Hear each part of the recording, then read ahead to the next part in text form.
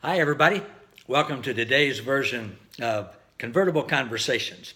I don't normally do this, but today I'm going to actually take you through the beginning of the message that I had at our church at New Life in Christ last Sunday, because I think it's very important for you to hear, because it helped me and it helped lots of others. We're actually, in our life, we're running a spiritual race. A lot of us don't even know that. And the goal, the prize of the race, is righteousness, being in a right relationship with God. Well, today you're going to learn how to run that race perfectly. Picture yourself running in a race today. Like we're out at Rock Chalk Park here in Lawrence. We're all lined up to start. The gun goes off and we run the race of our lives. If we do it right and win, we're in a right relationship with God. If we fail, we get punished. So how do you see yourself? How do you picture yourself in a race like that? I mean, do you see yourself running a race with the body that you have right now at your age, whatever it is, mine 69, that might be a pound or two overweight, might be a little past my prime physically, might have some ailments, weak knees, bad backs, dead legs, stomach a little bigger than necessary? How do you see yourself? Do you sometimes see yourself as having little or no value as an athlete running the race of life? Would training help? Well, yeah, we can get training. Of course, we want to get the right kind of training. You can get training. You can get coaches at Rock Chalk Park or somewhere else, but we're talking about spiritual training.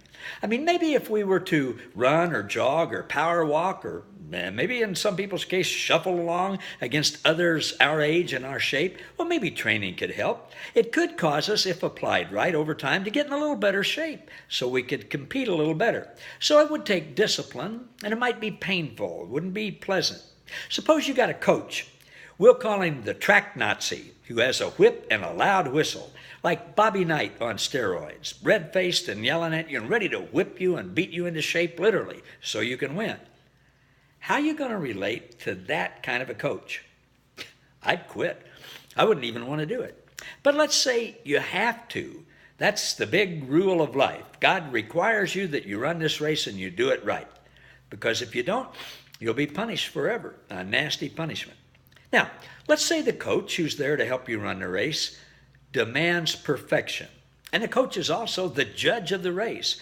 Let's say the coach sets the standard. The race has got to be run at a certain pace, a certain way, and he knows what it'll take to get you in shape, and he just whips you into shape. He demands perfection. He knows you'll want to quit, so he's got this whip, and he's going to beat you and whip you and punish you until you start performing well. Would you be excited about training? Would you look forward to being with that kind of a coach? Would you like that kind of coach? Would you love that kind of coach? Would you worship that kind of a coach? I wouldn't. Would you want to run the race perfectly or would you feel like you have to because of fear of punishment? Well, God trains us much differently. We've been studying at our church the book of Hebrews, and the writer there meticulously contrasts the Jewish people's old system of the law, whereby they tried to perfectly keep laws and rules and rituals to please their concept of an angry God so that they could gain and maintain approval from this distant, aloof, scary, punitive, harsh God who whipped them into shape, who they feared greatly. Well, the writer of Hebrews contrasts that with Christ's new covenant of grace, whereby Christ himself literally did everything to make us all right with God, and whereby Christ tells us what the only true God, his Papa's really like. Instead of an angry, punitive God, Jesus tells them that his Papa is a happy, joy-filled, loving God who loves them all so much that he actually gave them Jesus to make everything right with them. And Jesus succeeded. And then in chapter 11, the Hall of Faith chapter, he tells them about these great heroes of faith in the past, which leads us to what we studied last Sunday at our church, Hebrews chapter 12.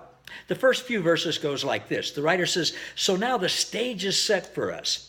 All these faith heroes from the past cheer us on, as it were like a great multitude of spectators in the amphitheater. This is our moment, as with an athlete who is determined to win. It'd be silly to carry any baggage of the old law system that might weigh one down. We certainly wouldn't want to do that. He says, make sure you don't get your feet clogged up with the sin consciousness. Become absolutely streamlined in faith. Run the race of your spiritual life with total persuasion, persuaded in the success of the cross. See, that's a totally different approach to the race. God does provide, God does require perfection, and he requires it. I got that wrong. God does require perfection, and he actually provides it. I reverted back to my old way of thinking. God requires perfection, and the truth is, he provides perfection.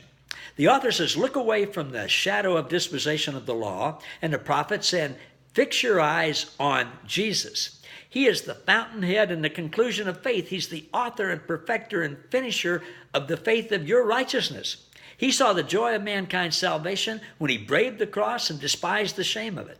As the executive authority of God, the right hand of the throne of God, Jesus now occupies the highest seat of dominion to endorse your innocence.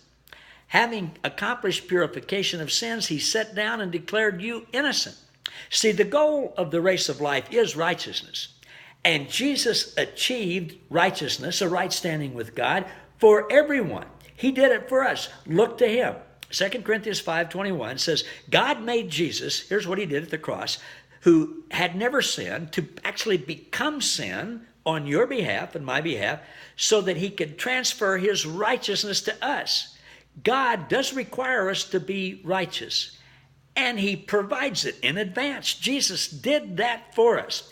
That's the good news of the gospel of the grace of Jesus Christ.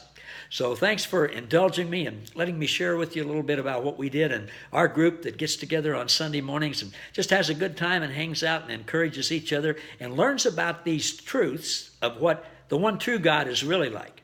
He is really God. He is really good, and he is really for you, and he loves you unconditionally.